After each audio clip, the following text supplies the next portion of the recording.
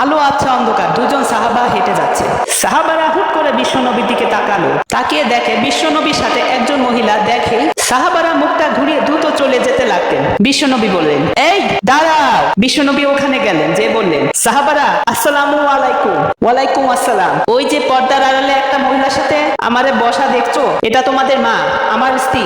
ইয়া রাসূলুল্লাহ, আপনি এটার ব্যাখ্যা দিতে এসেছেন কেন আমাদের কাছে? আমরা কি কিছু মনে করেছি নাকি?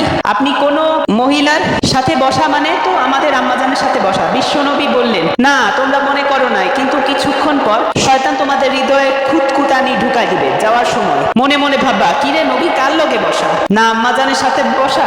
একটু পরে আসলে কি আম্মাজানের সাথে বসা নাকি অন্য কেউ ছিল? না না, কেউ ছিল না, নবীর স্ত্রী ছিল। আসলে কি স্ত্রী ছিল? না, অন্য কেউ ছিল। এই যে খুঁতখুঁতানি, খুঁতখুঁতে স্বভাবের একটা ভাব মনের মধ্যে শয়তান ঢুকাই দিতে পারে, এজন্য ক্লিয়ার হয়ে নিবেন।